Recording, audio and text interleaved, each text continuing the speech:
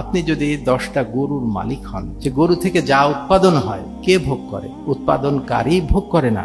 গরু ধরে অনেক লিটার দুধ দিল, গরু কিন্তু সেই দুধের দাম যে বিক্রি করে যেটা হলো সেটা কিন্তু গরু ভোগ করে না, মালিক ভোগ করে। আপনি যদি একটা গাড়ির মালিক হন, গাড়ি থেকে যা উৎপাদন হয় গাড়ি কিন্তু ভোগ করে না, ভোগ করে মালিক ভোগ করে। তাহলে আমার মালিক যদি আল্লাহ পাক হয়ে থাকেন, তাহলে আমার থেকে যা উৎপাদন হবে তা ভোগ করবেন আল্লাহ পাক। আমি কতটুকু ভোগ করব?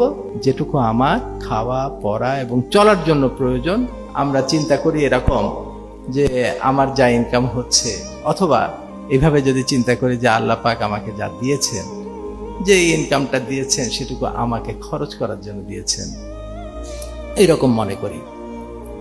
আসলে কিন্তু আমার মনে হয় না যে ইনকামই আমি করি না কেন পুরোটাই আমাকে খরচ করার জন্য আল্লাহ পাক দেননি। আমার কাছে এরকম মনে হয়। দলিল কি? দলিল হলো এরকম, মানুষের মালিক আল্লাহ পাক।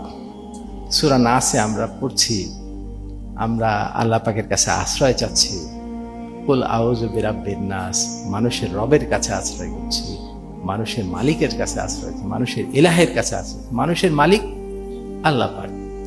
দুনিয়াতে দেখেন, আপনি যদি 10টা গরুর মালিক হন, যে গরু থেকে যা উৎপাদন হয় কে ভোগ করে? উৎপাদনকারী ভোগ করে না। গরু ধরে অনেক লিটার দুধ দিল, গরু কিন্তু সেই দুধের দাম যে বিক্রি করে যেটা হলো সেটা কিন্তু গরু ভোগ করে না, মালিক ভোগ করে।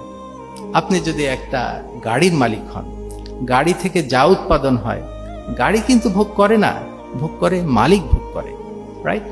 তাহলে আমার মালিক যদি আল্লাহ পাক হয়ে থাকেন, তাহলে আমার থেকে যা উৎপাদন হবে তা ভোগ করবেন আল্লাহ পাক। আমি কতটুকু ভোগ করব? যেটুকু আমার খাওয়া পড়া এবং চলার জন্য প্রয়োজন সেটুকু ভোগ করব। যেটুকু গরু ভোগ করে থাকে, গরু কতটুকু ভোগ করে?